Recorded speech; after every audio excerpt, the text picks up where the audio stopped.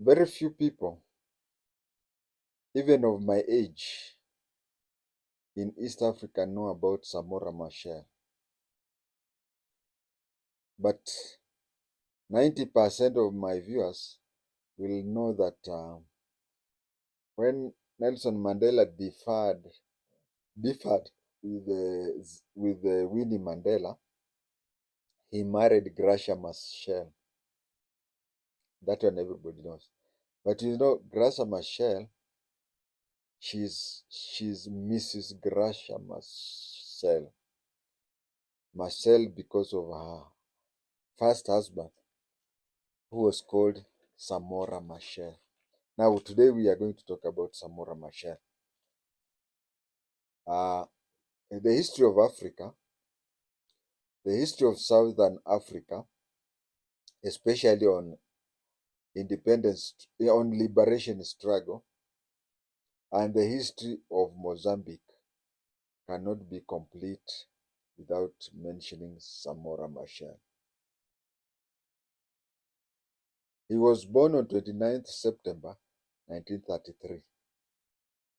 He received education in missionary schools, and he refused to go to a seminary. He refused to go to a seminary to become a priest. Then he studied for nursing. Yes, those of my age who think that nurses are women, this is somebody who was born in 1933 and he trained to be a nurse. After 10 years, he joined FRELIMO. FRELIMO stands for Front for the Liberation of Mozambique. He joined the Front for the Liberation of Mozambique, where he quickly rose through the ranks and became its leader, the overall leader, in 1970, after the assassination of its founder leader, Edward Mondlane. He became a radical Marxist, not from reading books, not attending any lectures and whatever. No. It is the experience that his family had when he was growing up.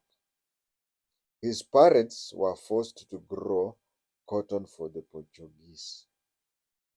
As if that was not even enough, in the 50s, 1950s, his family was displaced from their land in favor of Portuguese settlers.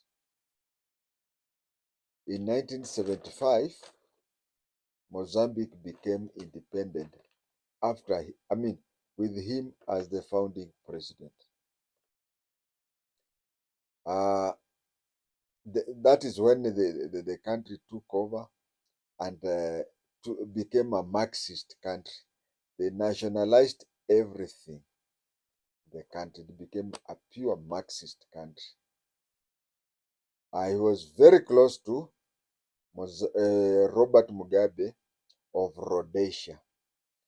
Became very close to Robert Mugabe of Rhodesia, which later became Zimbabwe.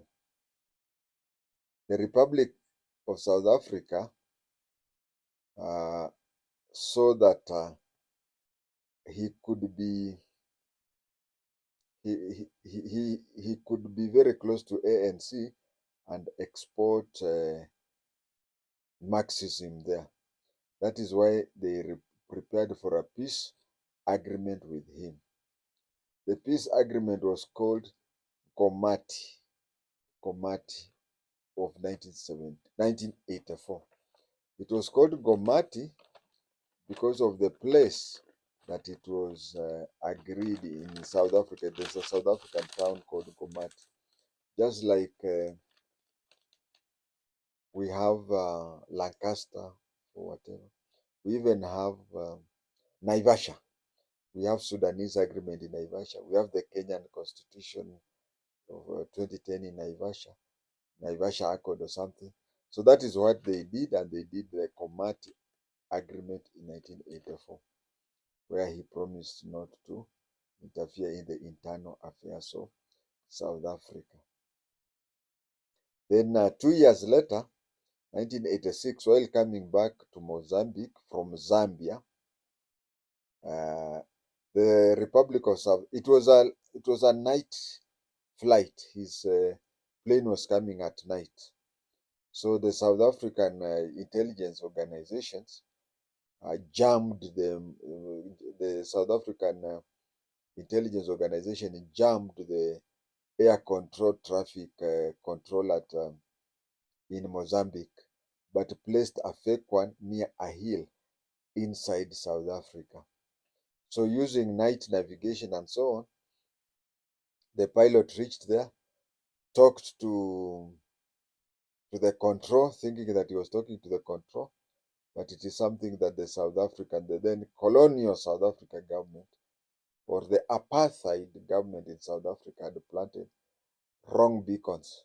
So the plane, the pilot reached somewhere where he was talking to the control, and they were saying they were seeing him, but they were not seeing him. I mean, these were he thought that he was talking to Mozambican uh, air traffic control people, but he was talking to the fake air control people from South Africa who had planned for him to go.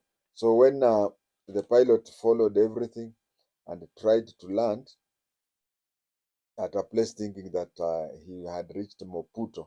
Maputo is the capital of Mozambique. Before independence, Maputo used to be called Lourenço Marques. It used to be called Lourenço Marques, but after independence, it's called Maputo. So he thought that he had approached the airport at Maputo, whereas it was a decoy where he landed in a bush and had a crash in inside South Africa. That, viewers, is what very few people know about him, but is one of the greatest African revolutionaries. I will continue talking about them, most of them of the 70s and 60s. So please be watching my video to learn more. It is good to be watching it once a week, to be remember that and be enlightened about freedom fighters, the revolutionaries of Africa, when Africa was gaining independence in the 60s and 70s. Any other comments will be down in the comment section. Thank you.